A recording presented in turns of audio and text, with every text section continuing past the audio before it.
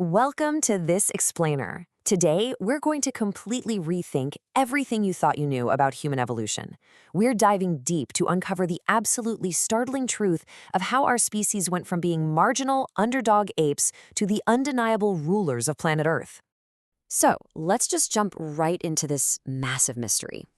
For the vast majority of history, we were literally just another animal minding our own business out in the savannah. So, what changed?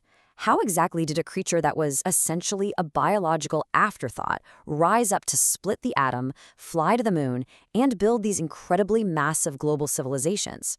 Well, spoiler alert, the answer is probably not what you'd expect. All right, let's kick things off with Section 1, Animals of No Significance, from the middle of the food chain. To really understand our rise, we first have to completely shatter a major illusion. Humans existed for over 2 million years without making any significant historical impact whatsoever. 2.5 million years ago, early humans first evolved in Africa, and for the vast majority of that timeline, our ancestors were totally unremarkable. I mean, they lived in constant fear of predators, they rarely hunted large game, and they honestly had absolutely no inkling that their descendants would eventually be the ones writing history books. For literally millions of years, our ancestors were stuck solidly in the middle of the food chain. Picture this. An early human watches a pride of lions take down a giraffe. Do they run in, chests puffed out, and grab the meat? No way. They wait. First, the lions eat. Then, the hyenas and jackals scavenge the leftovers. Only then, when the coast is completely clear, could our ancestors sneak in. And you know what our big specialty was? Cracking open the leftover, picked clean bones just to suck out the marrow. We were massive underdogs, and honestly, our sudden recent jump to the very top of the food chain is a big reason why we're so full of deeply rooted fears and anxieties today. Which brings us to part 2, our lost human siblings. We were not alone. We are so used to being the only humans on Earth, right? But biological reality isn't that black and white. The genus Homo simply means man, and it's a huge fallacy to picture human evolution as this neat, straight line where one species just seamlessly transforms into the next. Instead, the Earth used to be home to at least 6 different human species walking around at the exact same time. It's wild. You had bulky Neanderthals over in Europe adapted to the Ice Age, Homo erectus in Asia surviving for nearly 2 million years, which, by the way, is a record we Sapiens will probably never beat, and there were even dwarf humans on the island of Flores who weighed no more than 25 kilograms. That's roughly 55 pounds. But here is the dark twist. Wherever Homo sapiens arrived, native human populations quickly went extinct. About 70,000 years ago, our ancestors started spreading out of Africa. And shortly after we showed up in these new territories, Neanderthals, Denisovans, and all the others just vanished. Why?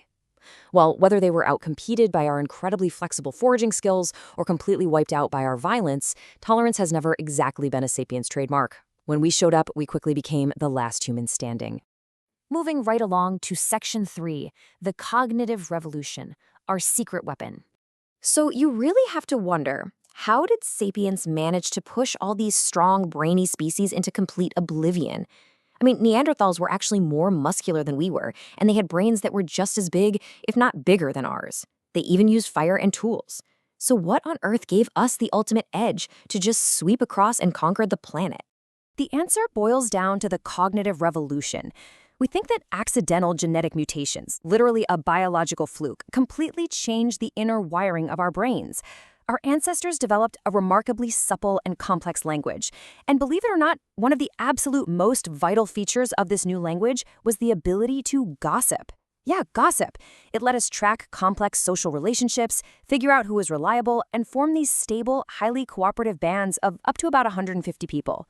But to push past that 150-person limit, our language did something much more magical. Archaeologists actually discovered a stunning 32,000-year-old lion man statue in a cave. And artifacts like this prove something mind-blowing. Sapiens acquired the unprecedented ability to imagine, talk about, and deeply believe in things that do not exist anywhere in the physical world. A green monkey can totally warn its group by screaming, "Careful, a lion!" But thanks to the cognitive revolution, sapiens could suddenly look at each other and say, the lion is the guardian spirit of our tribe. And that leads us perfectly into Section 4, the power of fiction, believing in the unseen. This, right here, is the absolute game changer, the ultimate secret of our success. Unlike chimps, sapiens can cooperate with millions of complete strangers simply by believing in the exact same fictional stories. A chimpanzee relies on intimate, daily physical contact, grooming, hugging, to build trust. Once their group hits about 100 individuals, the whole social order just falls apart. But us, we totally bypass this genetic limitation through culture. We cooperate in the millions for one reason. We all believe in the same imagined realities. Things like gods, human rights, money, and nations. And our entire modern world is completely built on these fictions. Take a car company like Peugeot, for instance. Just like that ancient lion man spirit, modern institutions are essentially just powerful fictions woven together by today's modern sorcerers. And today, we happen to call those sorcerers lawyers. Actually, let's break this down for a second, because it's kind of crazy to think about. If a huge disaster destroyed all of Peugeot's factories, every single physical vehicle they've ever made, and tragically wiped out all of its employees and shareholders, the company itself, Peugeot, would still exist. It is a legal fiction, specifically a limited liability company. It's an entity that exists purely inside our shared imagination. It can borrow money, it can sue people, and it can hire brand new workers, even without a physical body. Fiction is what allows humans to cooperate at a scale unseen in the history of life on Earth. All right, Section 5, the original affluent society. It is time to rethink the whole caveman stereotype. So, how did these ancient myth-making foragers actually live day to day? Well, 35 to 45. That is the average amount of hours a hunter-gatherer worked in a single week. If you've been picturing ancient humans as miserable, grunting creatures struggling to survive every single brutal day, you really need to think again. They actually had far more free time to gossip, play, tell stories, and relax than most of us commuting to our modern offices today. Plus, they had no dishes to wash, no floors to vacuum, and zero bills to pay. Sounds pretty nice, right?